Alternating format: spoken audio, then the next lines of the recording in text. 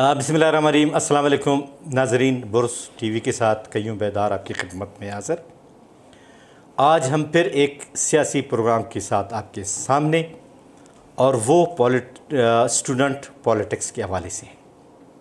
आपको पता है कि बलूचिस्तान में स्टूडेंट पॉलिटिक्स में BSO का एक अहम किरदार रहा है, और BSO के हवाले से हमने पहले भी कुछ प्रोग्राम किए। आज फिर हम इस हवाले से बात करेंगे, और आज हमने BSO के चेयरमैन जैन बलोच को ज़हमत दी है, और हम BSO के हवाले से, उसके पॉलिटिक्स के हवाले से कि सियासत में उसका क्या किरदार रहा है, और नौजवान जो आ रहे हैं पॉलिटिक्स में उनकी क्या सूरत हाल है, इस हवाले से बात करेंगे।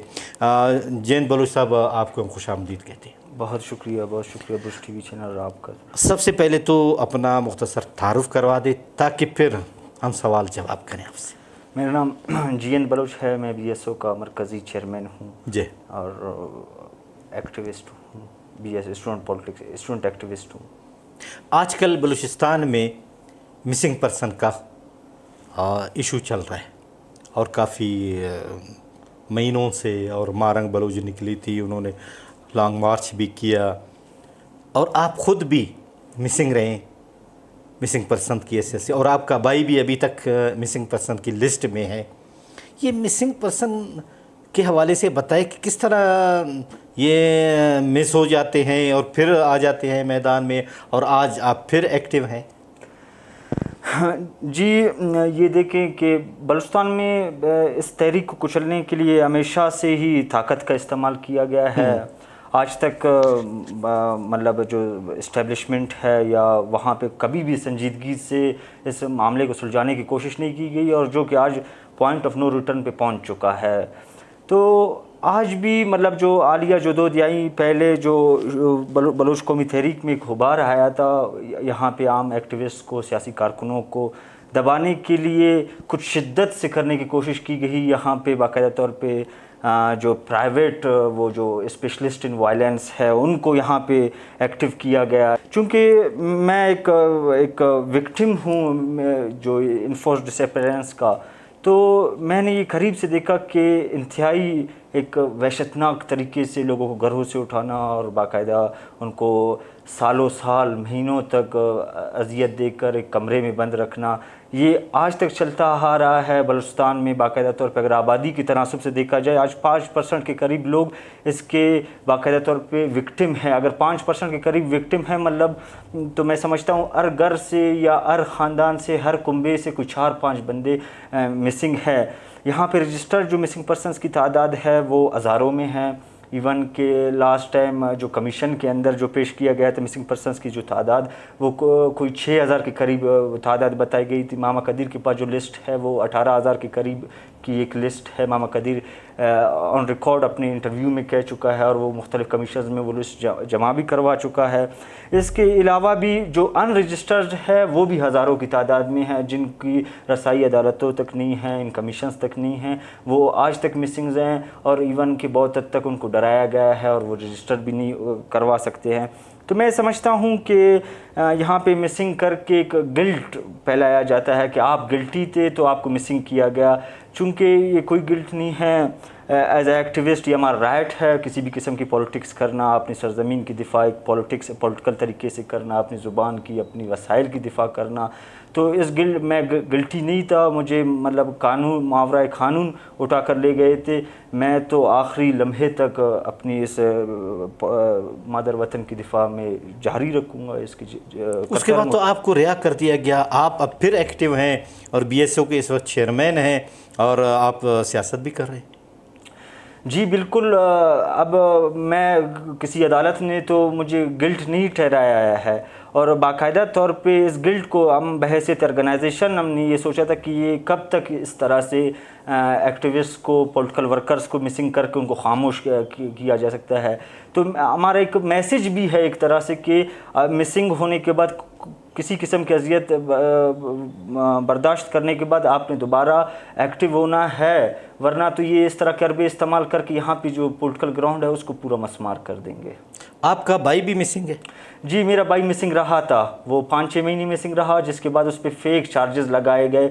उसको 28 नवंबर को मिसिंग करके 12 जनवरी को बाकायदा तौर पे पुलिस कस्टडी के सामने पेश किया गया था और उसे कोयटा से मिसिंग किया गया था, जबकि उसकी जो FIR में लिखा गया है कि वो कराची से गिरफ़्तार हुआ है, मलिर से गिरफ़्तार हुआ है। ऑन रिकॉर्ड यहाँ पे हमारे पास 5 दिसंबर 2018 को वॉइस ऑफ अमेरिका और BBC को ऑन रिकॉर्ड हमने एक प्रोटेस्ट रिकॉर्ड करवाया था कोयटा के अंदर, और बहुत सारे कमीशन में हमारे नाम आए हुए थे, जिसके बाद पुलिस ने जो फेक वो चार्जेस लगाए उन पर कि इस तरह किसी दहशतगर्द तंजीम का हिस्सा थे।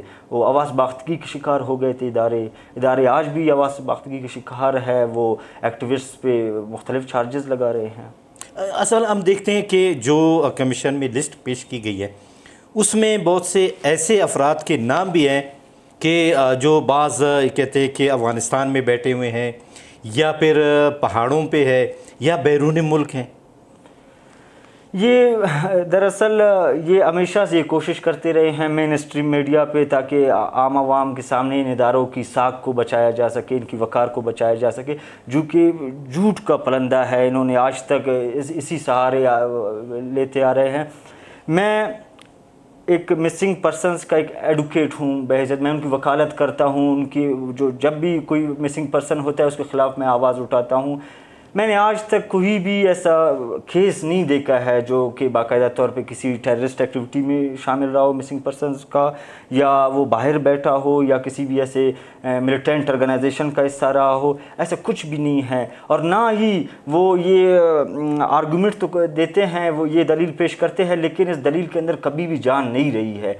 अख्तर मेंगल ने जो कमीशन के अंदर जो लिस्ट पेश किया था, या मामा कदीर ने जो लिस्ट के अंदर वो कमीशन के अंदर लिस्ट पेश किया था, अगर उनसे एक भी ऐसा कोई नज़र आता है तो मैं समझता हूँ ऐसा कुछ भी नज़र नहीं है आज तक। मारंग जब निकली इस्लामाबाद में गई थी और बाकायदा एहतजाज भी उन्होंने किया, उसके बाद कुछ पेशरफ्त हुई? कुछ लोग तो रिहा हुए, वापस आ गए? चूँकि ये पहली दफ़ा है मारंग बलोच और दीगर जो जितने में Baloch Yakjehti committee, voice for Baloch missing persons, इनकी जद्दोजहद की वजह से आज मेन स्ट्रीम पॉलिटिक्स में मिसिंग पर्सनस का चर्चा चल रहा है। आज पाकिस्तान के एक संजीदा हल्के को बावर हुआ है कि वाकई मिसिंग पर्सनस का जो इशू है वो एक सीरियस इशू है। चूँकि ये हर वक्त इमरान खान वज़ीर आज़म थे, उन्होंने ये वादा किया जो कि वादा ही रहा, वो पूरा नहीं हो सका। नवाज़ शरीफ अपने 2013 में वज़ारत आज़म का उज़्मा का ओहदा लेने से पहले जब आए थे, अताउल्लाह मेंगल से मुलाकात कर रहे थे, तो उन्होंने ये वादा किया था मिसिंग पर्सन को छोड़ेंगे। ऐसा कुछ भी नहीं हुआ है, कुछ भी नहीं हुआ है। ये जो छूटे जा रहे हैं इनको बाकायदा तौर पे 4-4 साल के बाद अजियतें देकर जब इनकी छूटने का वक्त आता है तो इनको छोड़ दिया जाता है, और वो बाकायदा तौर पे क्रेडिट उस कमीशन को देने की कोशिश करते हैं। वो उस मखसूस कोई वज़ीर आला आता है या कोई वज़ीर शज़ीर कुछ भी होता है, उनको क्रेडिट देने की कोशिश करते हैं, चूँकि ऐसा कुछ भी नहीं हुआ है। लेकिन आपके देखें असम्बली में आपके बलोच लीडरान भी है, डॉक्टर मालिक की शक्ल में, अख्तर मेंगल की शक्ल में, असदुल्ला बलोच की शक्ल में, या इवन वज़ीर आला मीर सरफराज बुगटी की शक्ल में, क्या इनको एहसास नहीं है कि जो बलोच मिसिंग पर्सन है उनके क्या राइट्स हैं और उनके लिए क्या करनी चाहिए? देखिए, इन्होंने अपनी बकौल हिंद के कि हमने अपनी पूरी कोशिश लगाई हुई है, आगे भी हम लगाते जाएंगे, लेकिन जो असल हुक्मरान है वो तो बाकायदा तौर पे अदालत में ख़ुद पेश ही नहीं होते हैं। अक्सर कमीशंस में जो बेंचेस लगाए जाते हैं उनमें बाकायदा तौर पे उनके वकील पेश होते हैं, और वकील बाकायदा तौर पे कहते हैं कि वो हमारे पास नहीं है जी। हर इदारे का हर नुमाइंदा अदालत में पेश होने के बाद कहता है वो हमारे पास नहीं है। यहाँ की इस्टेब्लिशमेंट और जितने भी इदारे हैं वो तो बाकायदा तौर पे खोल कर देखते ही नहीं है, वो संजीदा ही नहीं है इस हवाले से। कितने कमीशंस बने हैं, आज मुझे कोई दिखाया कि उन कमीशंस ने कुछ कर दिखाया हो? कोई आया हो। जाकिर मजीद बलोच अक़वाम मुत्तहिदा के लिस्ट में भी हैं जो बाकायदा तौर पे इस पे वर्क कर रहा है। यहाँ पे हर कमीशन के अंदर उनका नाम मौजूद है, उनकी उसकी मान उसके लवाकिन ने बाकायदा कौन कौन से इन इमारतों के आगे जाकर अपने बच्चे की ज़िंदगी का भीख नहीं मांगा है, उसको बाज़ियाब कराने की बात नहीं की है। लेकिन क्या हुआ है, डॉक्टर दीन मोहम्मद की बेटी इसी तरह इन सड़कों के ऊपर इन इमारतों के सामने जवान हो गए, लेकिन आज तक उन्हें इंसाफ नहीं मिल सका। आया वो फिर कौन सा कुव्वत आएगा। ये वज़रा, ये मैं समझता हूँ किसी PSDP के लिए बेहतर हो सकते हैं। आने वाले वक्तों में हमारी नालियाँ सड़कें बना सकती हैं, उन कामों के लिए बेहतर होंगे, बल्दियाती काम करवाने के लिए बेहतर होंगे। इवन 2014-15 में जब सदर अख्तर जामिंगल दुबई से वापस आए थे तो कोई 400 का लिस्ट बाकायदा तौर पे इदारों ने माने भी थे, सुप्रीम कोर्ट को कहा था ये हमारे पास थे, लेकिन वो उस तरह से बाज़ियाब नहीं हुए, उनसे अक्सरियत मारे गए और अक्सरियत बाकायदा तौर पे ऐसे ही छोड़ दिए गए सालों बाद। इट्स मीन कि सुप्रीम कोर्ट के फैसले के बाद अगर आला अदलिया, आला इदारा जिसको कहा जाता है, वो फ़ौरन से हो जाना चाहिए था, लेकिन ऐसा कुछ भी नहीं है मैं समझता हूँ।